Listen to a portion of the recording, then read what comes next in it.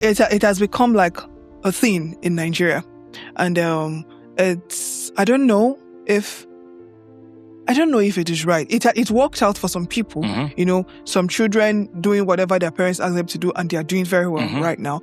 But then I'm sure there are people who were not cut out for whatever their parents wanted them to do. Sure. But they had to do it just because their parents said they should do it. In fact, I've seen someone say, I went to school with my parents, and when they are done with school, they just give their parents a certificate. Exactly. And then a parent saying, I know you enough to know that this is where you will be successful, sometimes makes sense.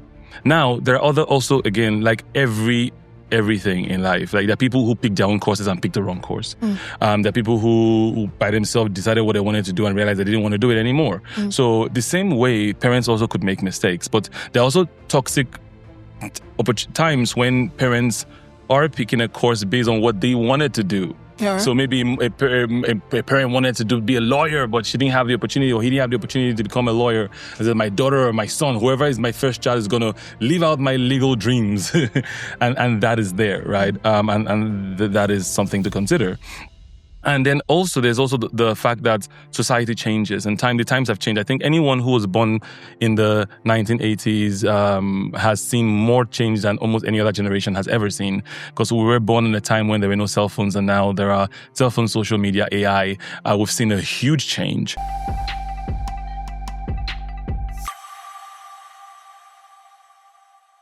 Hello, good morning, and welcome to another episode of Vibe of Faith More. And today we'll be talking about something very important. You will get to find out in a jiffy. But before then, I would like to introduce my guest.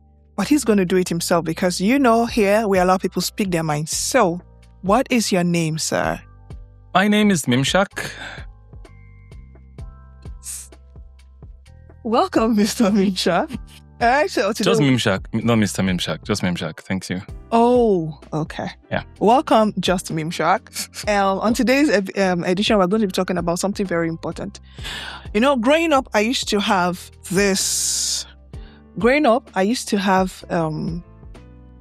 something over my head. My parents always wanted, the African parent, and in fact, I think Nigerian parents this time around, because I don't know if other African nations do the same thing, but my parents wanted me to study, to be in the medical sciences. This kind of thing. My first child would be a medical doctor. The second is going to be a lawyer. The third is going to be this and this and this. You understand? Everybody wanted to study professional course. And that was what happened to me because I'm the first daughter. I'm the first child. And oh, you're Anada? Yes, I'm Anada. So it's like, you are going to study medicine. Yeah. All right? And I wrote JAMB 4 times. Because I was looking for medicine. You must do medicine. You understand? Now, it was on the last trial that I was like, babe, time is going. Yeah. Time is not on your side. You have to, do something about it. So it has become like a thing in Nigeria. And I don't know if it is right. It worked out for some people, some children doing whatever their parents ask them to do, and they are doing very well right now. But then I'm sure there are people who were not cut out for whatever their parents wanted them to do. Sure. But they had to do it just because their parents said they should do it. In fact, I've seen someone say, I went to school with my parents, and when they are done with school, they just give their parents a certificate and then pursue something else. Yeah. Do you understand? So what do you think about parents imposing their choices of course or career on their children? So it's quite interesting, and I have very conflicting and very varied views on this. Okay. Because, so first of all, let me speak about myself. My mom didn't do the same with me. So I grew up in a very interesting household, and whenever we as kids wanted to do something outlandish, so maybe we're seeing a movie, and maybe I saw a guy in braided hair, and I started thinking about, man, braids look good on a guy. My mom wouldn't say anything, so I was raised by a single mom, so just throwing that out there. So I would have this barrage. So we always had this barrage of pastors and uncles coming around the house, because my mom always wanted to make sure that we had like a father figure who could also help with talking to. Boys could be very rebellious at a particular age. Yeah. Exactly. So they would come and they would just all of a sudden start talking about how it's wrong for a guy to braid his hair, something like that, and pray and all of that stuff. So it was always very clear. And I think at the early days, I didn't really understand what my mom was doing, but it just sounded like providence. But then when it was time to pick a course to get into university, I remember, I had all these people come through. And this time, everyone had a different opinion of what I should study. Mm-hmm. So some guy would come and say medicine is good and petroleum engineering is good and stuff. And I remember going to my mom very confused and like, Mom, I'm super confused. Like, why? And it's like, everyone that's spoken to me thinks I should do something different. Mm-hmm. There's no consensus here. Like typically before now, they were always consensus. Braiding your hair is bad, tattoos are bad, this kind of thing. And then she said something to me that was very profound. And I think that that's been one of like the marquee parts of my life, because she then said, oh, did you think I bring these people to you to tell you what to do? Like, that was what I thought. It's like, no, I bring them to you so that you have enough information to make an informed decision. Okay.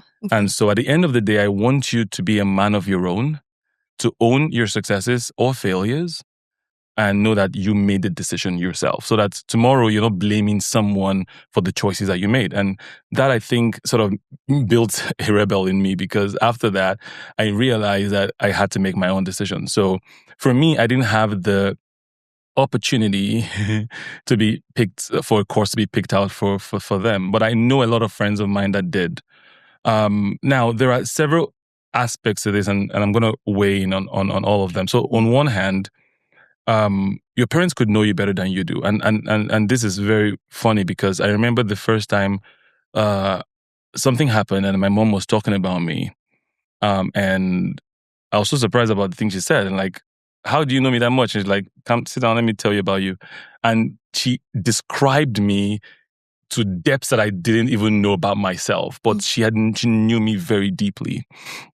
And so in that area, a parent saying, I know you enough to know that this is where you will be successful, sometimes makes sense. Now, there are also, again, like everything in life. Like there are people who pick their own courses and pick the wrong course. There are people who by themselves decided what they wanted to do and realized they didn't want to do it anymore. So the same way, parents also could make mistakes, but there are also toxic times when parents are picking a course based on what they wanted to do. Yeah. So maybe a parent wanted to be a lawyer, but she didn't have the opportunity, or he didn't have the opportunity to become a lawyer. I said, my daughter or my son, whoever is my first child, is going to live out my legal dreams. and that is there, right? And that is something to consider. And then also, there's also the fact that society changes and the times have changed. I think anyone who was born in the 1980s has seen more change than almost any other generation has ever seen, because we were born in a time when there were no cell phones, and now there are cell phones, social media, AI. We've seen a huge change.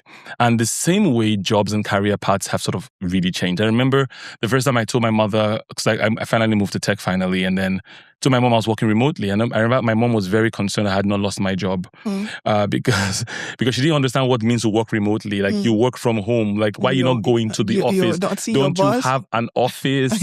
Why are you dressed in jeans? Why are you in short knicker and Crocs in Monday morning? Son, you can talk to me. If you've lost your job, we would help you find another, right? So the times have changed, and which means that if your parent isn't up to date with what is really going on in the world, they could actually be picking an obsolete course for you. So for me, there are pros and cons to this, and I wouldn't just say, hey, it's bad for parents to pick courses for their kids. One of the things I've also known about dynasties. Now, if you study dynasties, you study families that have long legacies, you also realize that there is a strategic direction from whoever the patriarch or matriarch of that family is. And they know that we want our family to retain power, and so we want our kids in certain spaces. So in Nigeria, one of the tribes that does this a lot, and I'm trying not to be tribalistic, but they've gotten this one right, is the Hausas, for example. So if you see an old money Hausa person, they have their kids everywhere. And they have a lot of kids. So they know that somebody has to be in the police force, somebody has to be in the military, someone has to be in the civil service, someone has to be a business person. And at the beginning, it might not look very coordinated. But then in a few years, few decades, now the son is chief of naval staff, is chief of army staff, is commissioner of police, is head of this parastatal. And so now when the family decides to retain their wealth, they have the means to do it. So from that direction, I can't say it's wrong, because now this is a situation where the family has a vision. The same thing with, if you look at global families as well, there are times where there's a family business that is a conglomerate. And so the kids have to fit into specific positions within the business, because we don't want our dirty laundry outside. So because of that, you have to be a lawyer, because we need someone to head the legal department, because there's messy things that we don't want a stranger to know. You need to be an accountant, because you want to go handle the finances. So again, when there's vision, is very good. For lots of young people, you don't know yourself until sometimes you're 30, right? You've not really come to a full awareness of who you are, your strengths, but your parents sometimes can see that. So from a strategic standpoint, if there's vision, I don't think it's wrong. But from a selfish standpoint, when it's just like, I was going to be a lawyer, but something happened and now you're going to do it on my behalf, that might be a problem. Now, the main contention people have is that, what is the person's passion? And I think that passion is overrated, right? Look, I feel like you have a passion, get a hobby. And I think that there is a difference between making money and having a hobby. Are you trying to say you can't make money doing what you love? You can. Okay. It's not every time you do find that, right? Especially in our climes. Nigeria could be very frustrating when it comes to passion. The funny part, it's not just Nigeria, it's everywhere, right? There are circumstances that demand certain things from you. So you are, for example, if you're a male in the African society, you're expected to be a provider, protector, and if you are going to be that person, then you cannot wait until your passion takes off. You're going to have to do what you have to do to make. So I tell people, when people say, "What are you passionate about?" I'm passionate about not being able to afford food. I'm passionate about being able to afford food. I don't want to be hungry. I don't want my family to be hungry. So what does that mean? It means that I've done different career paths that I didn't exactly like, but it had nothing to do with passion. It had to do with, this is what I got to do now to make exactly the bill. And I think that in this generation, there's this over glorification of passion, of what I love. So someone loves to sleep. What do? Exactly. Someone's passion is sleeping. So do they say, "Oh, I'm going to do what I love"? Who's going to pay you to sleep, right? Even though I know that there are researchers that pay people to actually sleep. But my point is, sometimes when there's vision, the parents could be right. When it's selfish, it could be wrong. Young people many times don't know themselves enough to know where to go. Sometimes they don't have enough information to even know what career paths to pursue. And so if you have someone who's willing to guide you, I think that it's great. Okay. The last thing is, the parent should, again, not force it. I feel like that forcing is where then the biggest problem is, because then people sometimes, out of spite, even if they enjoyed it, it's like, "No, because you forced me to do what I don't want to do. Here's your certificate. Thank you. Hope you're happy now." Right? But they enjoyed it. We're like, "No, but I'm not going to give you the joy to know that I enjoyed it just because." So my point is, it could be good, it could be bad, depending on the circumstance and person. So what young people should be open to, maybe it might not be bad. That's the point. Okay. That was a very long to read. But then, thank you very much for shedding light on your opinion of that. But then I also want to know, you kept saying people don't know themselves until probably they are 30 or something. Some people, all right. But don't you think, even if the parents would like to choose a career path for their children, okay, I'm not using the word impose now, I'm talking about choosing, the opinion of the child should be sought. Why do I say that? Most times you see what this person is good at.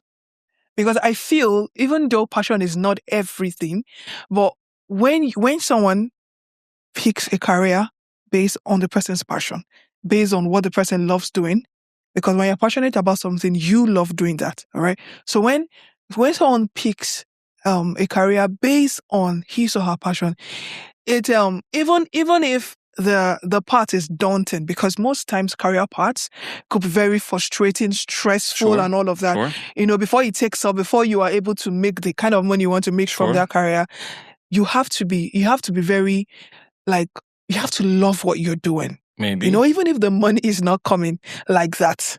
Maybe. Okay, all right, because you're going to shed light on the baby you've been talking about. Yeah. All right, so I just feel like the parents should check out what the child thinks about whatever it is. Like ask you, and then as you're growing up they are growing up under your roof, take cognizance of what this person is good at. It is not parenting. Most times, it's not one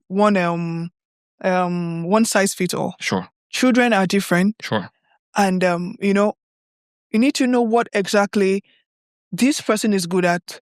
This person is good at this person. So you push them into whatever it is that they want to do. Sure. I've seen parents who say, okay, people say football is blood money right now. So you see people from tender ages teaching their children, like, okay, we are going to play football. So we enroll them in academies, do this and do that. But for crying out loud, there are children that don't want to play ball. Mm-hmm. Okay? You are passionate about it doesn't mean you're trying to live your life through your child. Yeah. And a child is a different, like, he or she has a right to, like, she has a mind of her own. Yeah. All right. Even if you're parents, you're just stewards. Sure. You're supposed to know what my child wants to do. Yeah. And try to help them grow, mold them into whatever, because it will help them in the long run. Yeah. I know money is important. Yes, because if you're pursuing passion and you don't have food to eat, it can be very frustrating. All right. But we could actually help from when they are young to train them, to put them out there. Let's just be like a social experiment. Push your children to what they love doing so they can start from a very young age to be nurtured and then to maybe like pick up from somewhere. Sure. All right. So I when you were saying passion doesn't pay bills, passion and all that. Yeah, I know it doesn't. But don't you think, like, as a parent, even if you want to choose a career path for your children's consent should be sought. Like, it should be just put them in the picture. So I don't know about consent, so much about consent. Again, when you look at, if you have a super smart child, the child is going to be picking a career path at 15, maybe 14. I don't know how much they know about the world to be able to pick a right path. And this is where I feel like parents have a very huge responsibility. There is the place of exposure. There's a place of education. And education is not school. So people just drop their kids in school and say they're educated. No. Education is not school. School is academics. It's one part of education. So exposing your kids to understand what the world is like and where opportunities are and what fields are growing, what fields are declining is something that a parent can be more deliberate about. Now, understanding that and pairing that with what's my child good at, what's my child natural in, because every kid has a different sort of wiring, personality. Some kids are more detailed. Some other kids are more talkative. Some more kids are more playful. Now, there can be a deliberateness to it. And just like when you were a child, there were lots of things that were good for you that you didn't want. For example, if you leave a child, they want to eat chocolates all day. But you need to eat your salads, eat your vegetables. And your parent know better. Now, when you're older, you can see, this is why mommy said we should eat vegetables, right? But when you were younger, you didn't know better. And so that's why, again, I say, I'm not sure the idea is your child's opinion but I think that parents can be a bit more patient and deliberate about convincing the child to go that direction. Again, it's not about passion for me because, look, I know too many people chasing out passions, and passions can be quite frustrating, and passions also might not put the food on the table. But when you have money, you can chase any passion, right? Like anything, like, you get me? So yes, I don't want to be an engineer, but maybe there's some potential in software engineering, but now I've studied it. I can code. I'm coding. I'm earning $10,000 a month after 5 years of putting it, but I really want to do music. Go do your music now. And you realize, so sometimes people don't understand the difference between a skill and a passion. And you don't have to be skilled in your passion, right? You just need to be able to do something that produces value that the market will pay for, whatever that is. So whether it's engineering or it's whatever, but you're doing something that somebody wants to pay for, that's that. And then there is, I love to do this. I would do this anytime. If you find a meeting point, perfect. So parents should maybe not force, because like I said, people could go into spite, but they could work better in educating and guiding so that the child finally understands why we think you should go in this direction, not necessarily forcing you to do it. Because again, in Nigeria, maybe most developed countries, kids are an investment. So this is their retirement plan. No, I'm not messing with you. Yeah. This is their retirement plan. So you're not going to come and go and do something stupid that you will not have money. So you don't have money, we don't have money, we're all broke. And now I can't work because I'm retired. And you're broke, I'm broke. No, you will go and do the one that has money. So you have to understand the parents. So sometimes they don't have the patience to take you on that journey. Like, no, listen to me, young woman. You will go and read law because have you seen Oshibanjo? He has money. So you go and do the one that has money so that I'm secure in my old age. And this is the truth. Whether you like it or not, everyone is selfish, right? Every one of us is fundamentally selfish. We think about it from our perspective first. It takes a lot of empathy not to be selfish. So I think many of the parents are just thinking about, and also sometimes love can be selfish.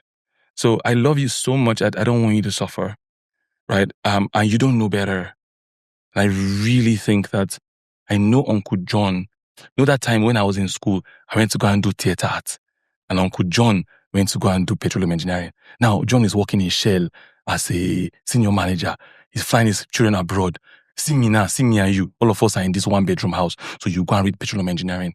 So sometimes the parents really have altruistic tendency. They love their children enough to want to say, you'll be angry with me today, but in 5 years' time, you come back and tell me thank you.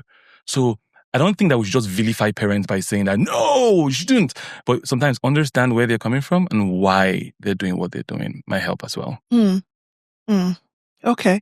And not to sound very, we're not vilifying Sure. the parent. We're just saying, I just think like a parent should carry their children along. I think that's the word. I agree with you. I think that's the word. I agree with you. Carry. Don't make it like, if you don't do this, then I'm taking my hands off your life.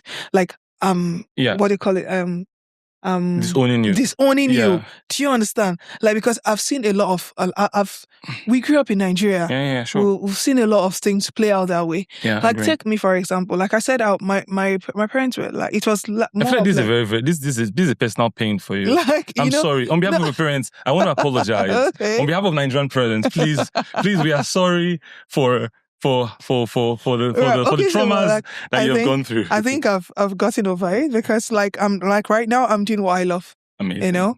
And I'm actually also grateful that I was able to do something professional. Sure. Like being in the medical sciences. Okay. I'm a medical lab scientist. Yeah. And Nigeria has made it like it's a professional course, so you could work anywhere. Yeah, but you just need to jackpot. That's all that is missing for you now. For this passion to change is jackpot. By the time you jackpot now, and then they're now this is your podcasting. You just say, leave this mic small. First. No. You say first.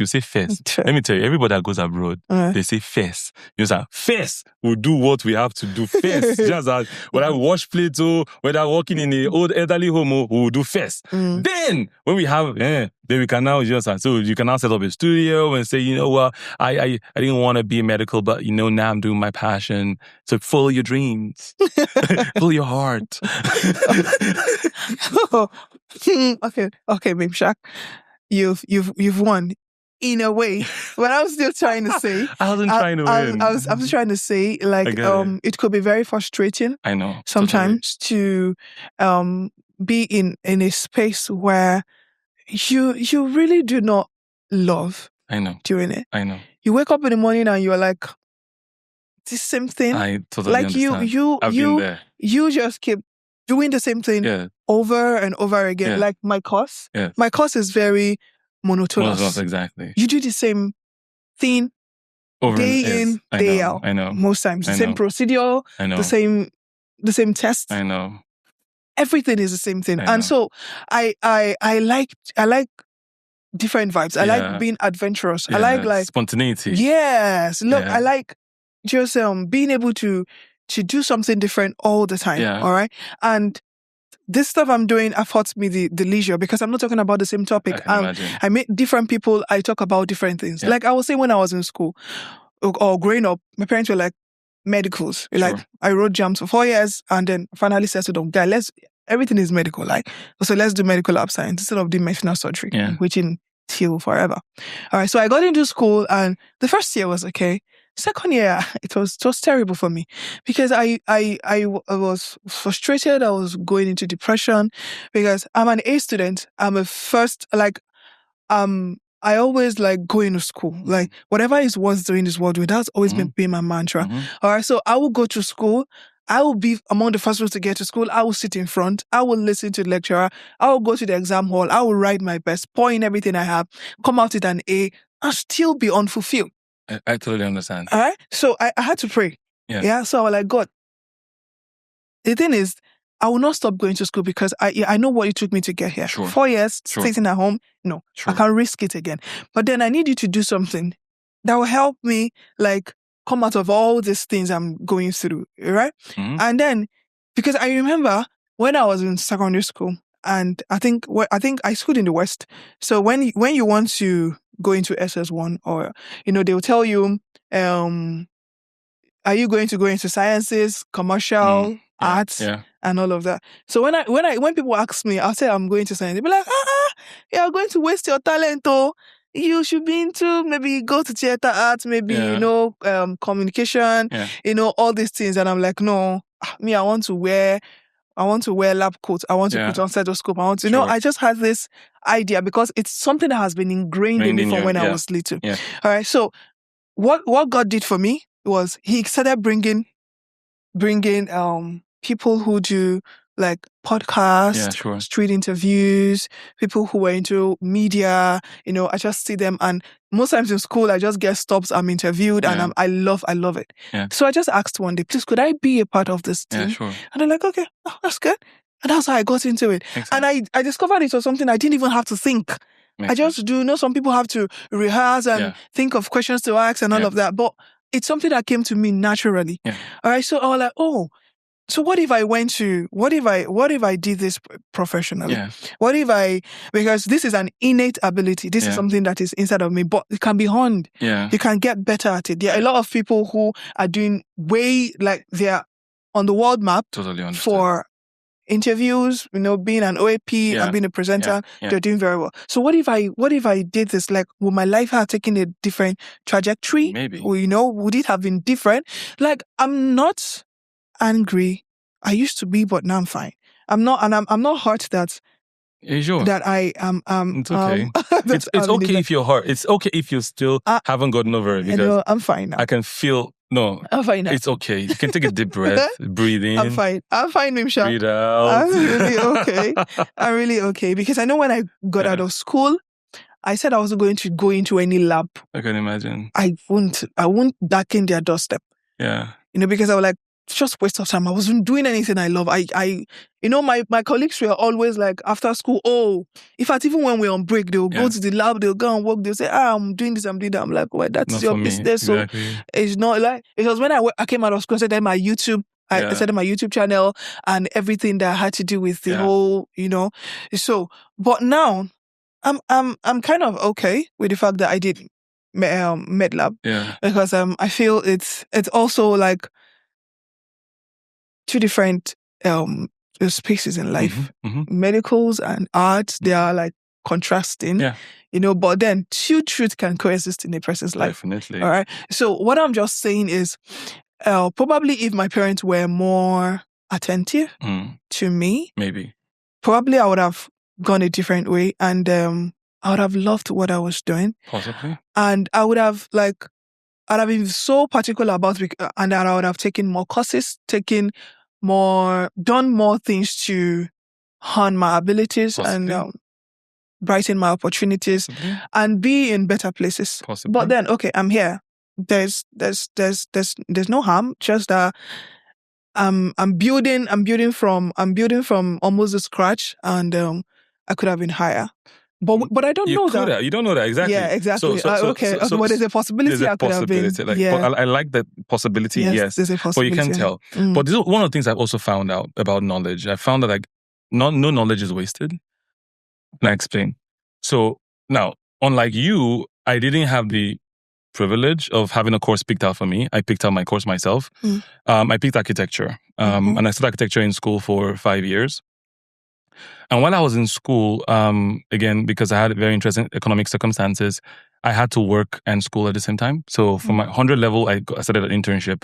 So by the time I was done with university, I had like 5 years of work experience already. Well, And amazingly, I got a partner at a point. I got a partner position at the firm I was working in. I had a really, really unique skill that wasn't very mainstream at the time. Being able to do 3D visualizations and stuff. Now, 2 years into working at a firm, I got bored. Right now, I picked it. So thanks to my mother, I couldn't blame anyone. Like, no, use your Ford. No, I picked it, but I got bored and I didn't like it and I wasn't enjoying it anymore. And I quit. I literally quit my career as a junior partner in a firm and earning quite really good salary. And I went to start teaching in a public school. My point is this. My point is, whether or not your parents picked it or you picked it, the fulfillment question doesn't go away. So you could have picked it and you could have picked wrong. Like I said again, remember, for you, for example, even if they hadn't asked you, yes, your parents surrounded you with the mentality of medical stuff, you already had wanted it. So even if they asked you in your final year, in secondary school, what do you want to do? You have said, I want to do the medical thing, right? So my point is, again, and this is what you have to understand about young people, teenagers particularly, they're very impressionable. Now, they would most likely pick what they've seen as prospect. And seen can be anything. It could be that rich uncle that we always like to go to his house on Sundays. It could be my friend's daddy who's cool and drives a power bike. Whatever. It could be anything. So they're very impressionable. And so at that time, many of them are not very pragmatic or logical about their selection. They're not even considering what they love to do at that time. They look like, oh, I've seen that uncle and I want to be like him. I've seen that rapper on TV. I want to be like him. I've seen that musician. I've seen that person. And so this is also one reason why sometimes parents try to lord it over them kids. Also because Nigeria also doesn't have the culture of dialoguing with your kids or trying to get their buy-in. So that is a flaw. But my point is that the child might not even be picking based on what they might be good at or what they even want to do. Okay. They might just pick based on something they've seen. And I want to aspire to. So a role model, someone that was like a role model to them and they say, oh, I want to be like that person. And so that whole thing you went through, I went through it. I went through it after university, after working for 2 years, after being a junior partner. This is like mid in my career. I quit, started a new career entirely. And even when I started a new career, I remember my first job. So I worked, I volunteered teaching public schools for a bit. And after that, I started working in a tech firm, venture capital. And the role I had at the time was not what I wanted. Even though I worked with the founder to design what the org will look like, the growth, there was a role I was gunning for, but it wasn't the role I started with. And I had this whole idea of frustration and everything at the beginning as well. But I knew that I needed to do what I needed to do to survive until I can do what I want to do, right? And so I grew within the organization and I finally got to where I wanted to be. But my point again is this. That self-discovery happens for people at different times. It could happen when you're a teenager. Some people are fortunate enough. So that's why people have midlife crisis. What do you think midlife crisis is? Is that you just woke up one day living a life you don't want to live, doing a job you don't want to do, married to a person you don't want to be married to. Like, oh my God, what the hell? And it happens to people. So the point is that the parents are not the sole course of this. They could do better. I agree. They could be more informed. I agree. They could have better practices in getting their kids buy-in. Totally agree. They could be more informed in knowing what their kids are good at and what their kids will love to do. Totally agree. But when you live in a very fast-paced society, especially if you live in Lagos or Abuja, where you even spend less and less time with your kids and more time in the office, it's very difficult to even know these kids that you're raising. So we could all do better. All right. So there you have it. Mr. Mimshak has really done a lot of justice in bringing out the pros and the cons of parents imposing or insisting on some particular career path for their children. And I don't know what you think. What do you think about parents choosing career paths for their children? Do you think the children should be a part of the whole process, or do you also think parents should be more intuitive? Like, look at your children, find out what it is they are good at, and try to tailor their experiences through that part or towards that part, so they have a better idea of what they want to do? Or do you think parents should just go ahead and just impose it on their children? Like, I know what is best for you, so I'm going to have you do that, So please, we want to hear what you have to say. Just drop your comments in the comment section and tell us what you think about the topic we've talked about today. Thank you so much, Mr. My pleasure. Thanks for having me. It's nice having you. Very, very intelligent discussion that we had today. And I would like to have you some other time on some other topic, because it looks like you have a lot of depth. Till will come your way next time. Don't forget, this is Vibe with Fit More.